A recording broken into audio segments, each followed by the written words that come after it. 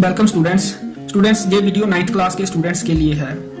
Students इससे पहले मैंने आपको कुछ डेफिनेशंस लिख कर दी थी, जैसे natural numbers, whole numbers, integers, rational numbers, irrational numbers, real numbers. वो डेफिनेशंस याद कर लेना। तो ये आपका पहला यूनिट है नंबर सिस्टम। तो आज मैं इसकी पहली एक्सरसाइज करूंगा, एक्सरसाइज 1.1। तो इसका पहला क्वेश्चन है, is zero rational number? Can you right it in the form P upon Q where P and Q are integers and Q not equal to 0? क्या जीरो रेशनल नंबर है? Yes, zero is a rational number. Next है इस question का part, can you right it in the form P upon Q where P and Q are integers and Q not equal to 0? क्या आप इस zero को P upon Q की form में लिख सकते हो? P और Q इंटीजर्स होने चाहिए और Q जीरो नहीं होना चाहिए। Yes, it can be written in the form P upon Q. हाँ, हम जीरो को P upon Q की फॉर्म में लिख सकते हैं, जैसे zero is equal to 0/1। Zero को हम जिस मर्जी नंबर से डिवाइड करें तो हमें जीरो ही मिलता है। 0/1 भी जीरो ही है, तो हमने जीरो को लिख दिया 0/1, that is P upon Q की फॉर्म में। और यहाँ हमारा P है 0 और Q है 1, और जहां जो डिनोमिनेटर में जीरो नहीं होना चाहिए, यहाँ हमारा 1 है।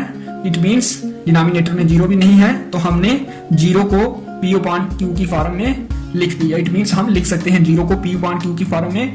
P and Q are integers, ये दोनों जीरो भी इंटीजर है, 1 भी इंटीजर है, और Q जीरो नहीं है। तो इट मीन्स जिस नंबर को हम P upon Q की फॉर्म में लिख सकें, P Q integers and Q not equal to 0, तो वो होता है रेशनल नंबर। इसलिए जीरो भी एक रेशनल नंबर है। उसके बाद सेकंड क्वेश्चन है, find 6 rational numbers between 3 and 4।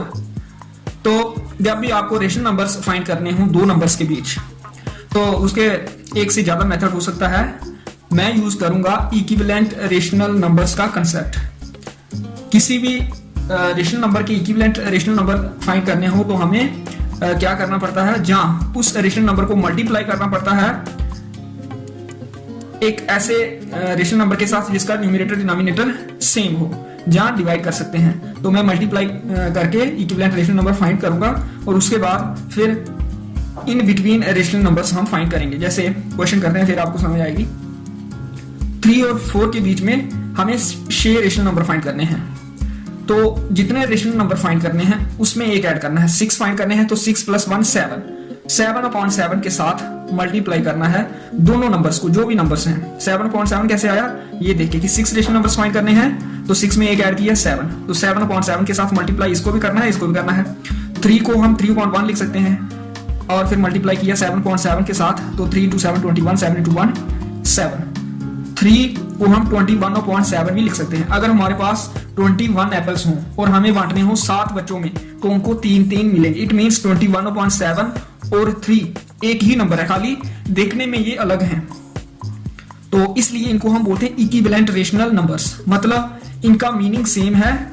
देखने में ये 3 है जहां 21 और 7, लेकिन मीनिंग इनका सेम है। तो इसी तरह से 4 का इक्विवेलेंट रेशनल नंबर हमने फाइंड करना है 7/7 के साथ मल्टीप्लाई करके। 8/8 के साथ भी कर सकते हैं, 6/6 के साथ भी कर सकते हैं। Infinite number of equivalent rational numbers find कर सकते हैं किसी भी रेशनल नंबर के।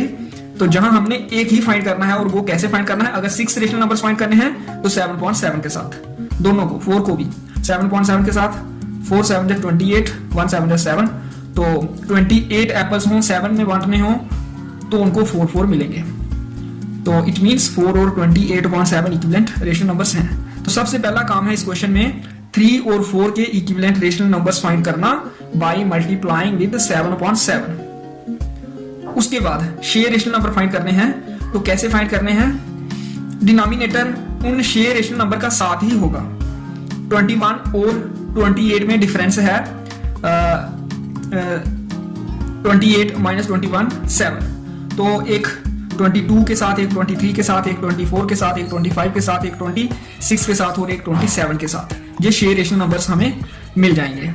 और डिनोमिनेटर इन सबका 7 ही होगा, क्योंकि 22/7 21/7 से बड़ा है और 28/7 से छोटा है। जो भी रेशनल नंबर हमने फाइंड करने हैं वो 21/7 मीन्स 3 से बड़ा होना चाहिए, और 28/7 मीन्स 4 से छोटा होना चाहिए। तो उसके बाद हमने ऐसे लिखना है 6 rational numbers between 3 and 4 are 1 2 3 4 5 6। बचे 6 के 6 3 और 4 के बीच में है और डिनोमिनेटर सबका साथ लिखना है और 21 और 28 के बीच में जितने भी नेचुरल नंबर हैं उन सभी के साथ एक एक बार हमने ये लिख लेना है। उसके बाद चेक किया कि क्या 22.7 3 से बड़ा और 4 से छोटा है। जैसे अगर आप कैलकुलेटर में ये करो तो 3.142, इसी तरह से 23.7 भी 3 और 4 के बीच में है, 24.7 25.7 ये सब, और लास्ट में 27.7 भी 3 और 4 के बीच में है। ये आप चेक कर सकते हो। इसको क्वेश्चन में लिखने की जरूरत नहीं है, क्वेश्चन आपका यहाँ खत्म हुआ है।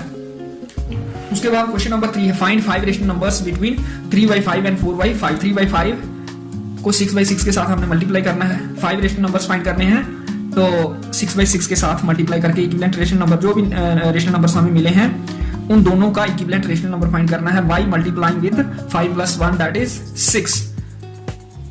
3 × 6 18, 5 × 6 30। तो पहला ये आ गया। दूसरा 4.5 के साथ 4 × 6 24, 5 × 6 30। तो ये दो इक्विवेलेंट रेशनल नंबर्स आ गए। उसके बाद 5 रेशनल नंबर्स बिटवीन 3/5 बराबर है 18/30 और 4/5 बराबर है 24/30। तो कैसे आ जाएंगे 5 रेशनल नंबर्स? ये आ जाएगा हमारा पहला, दूसरा, तीसरा, चौथा और पांचवा। पांचों रेशनल नंबर्स का डिनोमिनेटर यही होगा। और न्यूमरेटर कैसे लेना है? 18 में एक ऐड करना है 19, फिर 20, 21, 22 और 23। 19 18 से बड़ा है और 24 से छोटा है। इसी तरह से 23 भी 18 से बड़ा है, 24 से छोटा है। और अगर हम ये चेक करना चाहें कर सकते हैं, ये और ये 23.30 ये सभी इनके बीच में ही होते हैं। जैसे ऊपर हमने ये नोट में चेक किया हुआ है, ये भी कर सकते हो। तो चेक करने की जरूरत नहीं है, आपने इस तरह से ये करने हैं क्वेश्चन नंबर 3 तक कर लेना। नेक्स्ट टाइम करूंगा।